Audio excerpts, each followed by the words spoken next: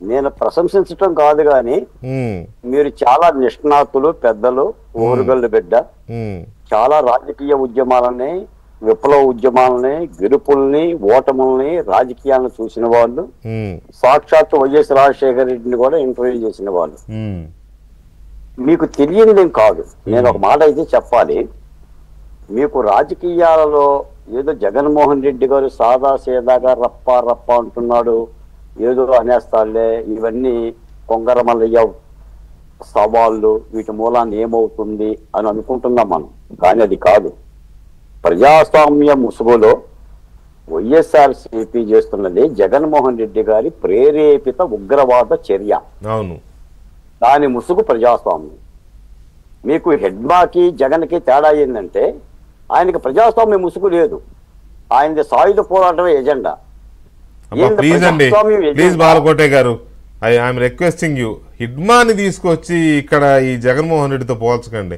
హిడ్మా విప్లవకారుడేమో, లేకపోతే ఎన్కౌంటర్ జనం కోసమే జరిగింది, జనం కోసం. స్వార్థం లేదు అందులో, ఆ చావులో స్వార్థం లేదు, ఆ పోరాటంలో స్వార్థం లేదు. నేను వాళ్ళిద్దరిని పోలిక చేయట్లేదండి. ఆయన నమ్ముకున్నదేమో హింసావాదం, ఈయన నమ్ముకుంది ప్రజాస్వామ్యం. ప్రజాస్వామ్య ముసుగు ధరించి రప్ప రప్ప గంగానమ్మ జాతర పోటీల్లో నరికేస్తామంటే అర్థం ఏంటి? ఇది కూడా ప్రేరేపిత ఉగ్రవాదమే కదా.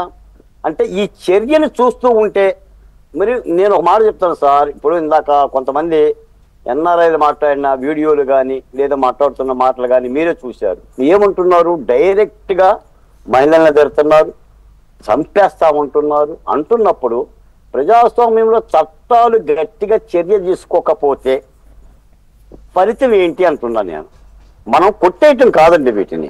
పోనీ వెంకటకృష్ణ గారు, మీరు 50 ఏళ్ల ఆంధ్రప్రదేశ్ రాజకీయ చరిత్రలో ఇలా మాట్లాడిన పార్టీని కానీ ఇలా మాట్లాడిన నాయకులను కానీ మీరు ఎప్పుడైనా చూసారా? ఇలాంటి ప్లే కార్డులు మనం చూసామా? లేదు. మీకు అసలు వైసీపీ సిద్ధాంతం ఏంటి చెప్పండి సార్. అసలు వైఎస్ఆర్ కాంగ్రెస్ పార్టీకి జగన్మోహన్ రెడ్డి గారి యొక్క సిద్ధాంతం ఏంటి చెప్పండి. ఇప్పుడు తెలుగుదేశం పార్టీ ఉంది, దాని సిద్ధాంతం తెలుగోడి ఆత్మగౌరవం. దాని సిద్ధాంతం ఏంది? భారతీయ జనతా పార్టీ ఉంది, దాని హిందుత్వ ఎజెండా. లేదా కాంగ్రెస్ పార్టీ ఉంది, లౌకికవాద ఎజెండా. జగన్మోహన్ రెడ్డి గారికి ముఖ్యమంత్రి కావాలనే సిద్ధాంతం తప్ప ఏమైనా సిద్ధాంతం ఉందండి? కాబట్టే రాద్ధాంతం. ఇప్పుడు ఈ కృత్రిమ నవ్వులు, కృత్రిమ తరలింపులు, కృత్రిమ ప్రచారాలు, ఇవన్నీ ఇంకా ఏం చేస్తాడు చెప్పండి జగన్మోహన్ రెడ్డి గారు. ఇప్పుడు పువ్వులు అమ్మిన చోట కట్టెలు అమ్మాలి. ఇప్పుడు అనుకున్నవన్నీ కూడా దిగదుడిపైపోయినాయి, కళలు కూలిపోయినాయి, అయిన వాళ్ళు దూరం అయిపోయారు, అందరూ మద్యం కేసులో ఇరుక్కుపడ్డారు. ఈయన ఎంత తినమన్నాడో తెలియదు కానీ వాళ్ళు మాత్రం బాగా తినేశారు. ఆఖరి తిరుపతి కొండను కూడా తొలిసేశారు, మద్యాన్ని బొక్కేశారు, జైలుకు పోతున్నారు. సమాధానం చెప్పడానికి ఏమీ లేదు. ఇక ఏం చెప్తాడు? తను తాను మళ్ళీ బిల్డప్ చేసుకోవాలి.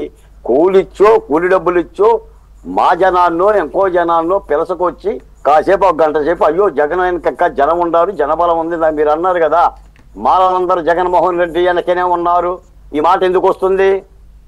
ఎందుకు వస్తుందండి? మాలందరూ ఆయన అనుకుంటానికి ఏమన్నా ఆయన మా బాబాయా లేకపోతే మా పెదనాన్న లేకపోతే మా మేనమామ? మీరు అదే పట్టుకున్నారుగా, మీరు ఆ పదం పట్టుకున్నారు, దాని మీదే సాగదీస్తున్నారుగా మీరు.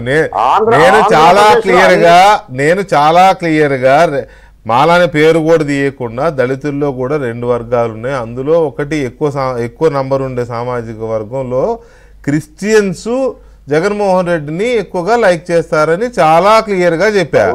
మీరు అదే పట్టుకున్నారు. మీరు జగన్మోహన్ రెడ్డికి వ్యతిరేకమే, నేను కాదనడల్లా నాకు తెలుసు మొదటి నుంచి.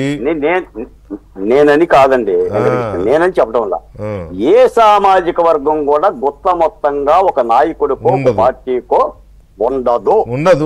అంటే ఇద్దరు ముగ్గురు చేసిన తప్పుల్ని కులాలకి ఆపాదించకూడదు. ఇప్పుడు బోరుగడ్డ నేను బహిష్కరిస్తాం, తప్పనంటాం. నందిరాం సురేష్ ఆ సామాజిక వర్గం ఏమైనా హర్షం వ్యక్తం చేస్తుందా? తప్పనంటాం. తప్పే. అంటే వ్యక్తుల తప్పుల్ని కులాలుగా ఆపాదించి చూస్తే ఇది ప్రజాస్వామ్యం. అంటే బాలకోటే గారు సరే, అంటే నిజానికి టాపిక్ అటు తీసుకెళ్లడం నాకు ఇష్టం లేదు, కానీ ఇక తప్పదు. మీరు దాన్నే పట్టుకుని దాని చుట్టూ తిప్పుతున్నారు కాబట్టి నేను ఇక్కడ ఒక విషయం చెప్పాలనుకుంటున్నా. ఇది మంచి చర్చ. మంచి చర్చ అంటే నిజానికి ఇప్పుడు రిలేటెడ్ చర్చ కాదు, కానీ మీరు అన్నారు కాబట్టి తీసుకొస్తున్నా. మీరు ఇంత ఒక మాట అన్నారు, దళితులు ఎక్కువ కాంగ్రెస్ పార్టీతో ఉంటారు మొదటి నుంచి కూడా అని మీరు అన్న మాటే, మీ నోటి నుంచి వచ్చిన మాటే, దయచేసి ఒకసారి గుర్తు చేసుకోండి, రైట్? అలాగే కాంగ్రెస్ పార్టీకి ఇంకో ముద్ర కూడా ఉంది, రెడ్ల పార్టీ అని కాంగ్రెస్ పార్టీకి ఉండేది, అవునా? తెలుగుదేశం పార్టీకి బీసీల పార్టీగానే ముద్ర ఉంది, కమ్మల పార్టీ అనే దానికంటే. అది మీరందరికీ తెలిసిన వాస్తవమే. ఎన్టీ రామారావు రాజకీయాల్లోకి వచ్చిన తర్వాతనే బలహీన వర్గాలు ఒక్కసారిగా, ఇప్పటికీ తెలంగాణలో కానీ ఏ ప్రాంతంలో అయినా బీసీలు తెలుగుదేశాన్నే ఇష్టపడతారు, ఆ సిద్ధాంతం అలాంటిది. జగన్మోహన్ రెడ్డి దగ్గరకు వచ్చేసరికి కాంగ్రెస్ పార్టీ ఎలాగైతే దళితులు మొదటి నుంచి కాంగ్రెస్ పార్టీతో ఉన్నారని మీరు అన్నారో, జగన్మోహన్ రెడ్డి కూడా అదే ఆపాదించుకున్నాడు. ఆయన కొంతమంది అందులోనూ దళిత నాయకులు కూడా ఆపాదించుకున్నారు, మా పార్టీ అని, ఆయన మా మేనమావని, ఇట్లా ఏదో రకరకాలుగా. కాబట్టి అంత మాత్రం దళితులందరూ ఆయనతో ఉండడానికి ఏమన్నా మీరు ఏమైనా పట్టాలు రాసిచ్చారా అండి మీ జీవితాలు? నేను ఒక మాట చెప్తాను సార్, వెనుకబడ్డ సామాజిక కులాలని అభివృద్ధిని కోరుకోవటం వేరు, వాళ్ళ ఆర్థిక స్వాతంత్రం కోసం పోరాటం వేరు, కులాలను అడ్డం పెట్టుకొని మాట్లాడటం వేరు. ఇప్పుడు ఈ మాట్లాడిన వాళ్ళందరూ కూడా కులాన్ని అడ్డం పెట్టుకొని మాట్లాడారు తప్ప ఆ కులం పర్మిషన్ తో మాట్లాడలేదు. పైగా ఏంటంటే అనాదిగా కాంగ్రెస్ పార్టీ దేశాన్ని 70 ఏళ్ళు పరిపాలించింది. ఇందిరాగాంధీ అంటే ఒక బండగొట్టు గిరిజనులకి దళితులు, ఆనాటి రాజకీయ పరిస్థితి అది. 83లో స్వర్గీయ రామారావు గారు వచ్చిన తర్వాత గుత్త మొత్తంగా దళితులు ఓట్లేశారు, ఎస్సీలు వేశారు, ఎస్టీలు వేశారు, గుత్త మొత్తంగా అన్నను గుండెల్లో పెట్టుకున్నారు. అంటే రాజకీయ పరిణామాలు అలా జరుగుతూ ఉంటాయి. ఏ రాజకీయ పార్టీకైనా ఒక సామాజిక వర్గమే కాదు, నేనేది ఎస్సీల గురించి చెప్తున్నా, అన్ని సామాజిక వర్గాలు అండదండలు ఉంటేనే గెలుపు విజయం అవుతుంది. 124 సీట్లలో అన్ని సామాజిక వర్గాల ఓట్లు ఉన్నాయి, అందరి యొక్క మద్దతు ఉంది. ఈ రోజు కోరుకున్నాం మేము, ముఖ్యమంత్రి చంద్రబాబు నాయుడు గారు కావాలి కావాలి కావాలి ఈ రాష్ట్రాన్ని కాపాడుకోవాలి అని. కాబట్టే ఇంత విజయం ఉంది.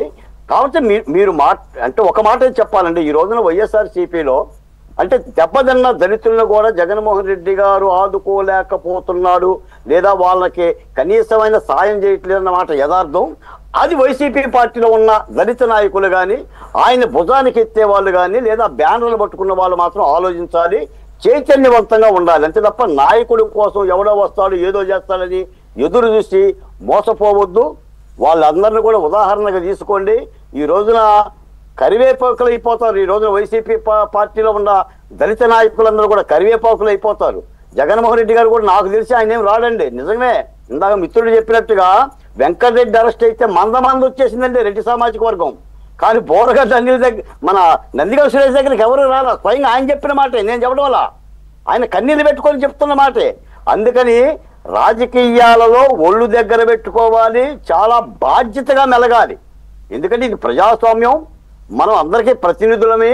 నోరుందా కదా అని వాయు వరుసలు లేకుండా మాట్లాడితే తగిలే దెబ్బ చాలా ఇబ్బంది పడతాం. అలాంటి దెబ్బలు తగులుతూ ఉన్నాయి. ఇంకా మాట్లాడుతూనే ఉన్నారు. ఇంకా ప్రభుత్వం ఇంకా ప్రజాస్వామ్యం వ్యవహరిస్తుంది కాబట్టి ఇంకా చర్యలు తీసుకుంటాం. మీకు ఒక్క మాట చెప్తాను చివరిగా, వెంకటకృష్ణ గారు, వైసీపీ పార్టీ వామ్మో కూటమి మమ్మల్ని అరెస్ట్ చేస్తుంది, లోపలేస్తుంది అని అంటున్నారు. నేను చెప్తాను, ఇప్పుడు కూటమి పార్టీ వచ్చిన తర్వాత వైసీపీలో ఎవరిని అరెస్ట్ చేశారు చెప్పండి? 5 ఏళ్ల పరిపాలన వాళ్ళని ఎంతమంది అరెస్ట్ చేశారు? దేవినేని ఉమ, కొల్లు రవీంద్ర, అచ్చెన్నాయుడు, మన స్పీకర్ గారు, అలాగే చంద్రబాబు నాయుడు గారు, అందరినీ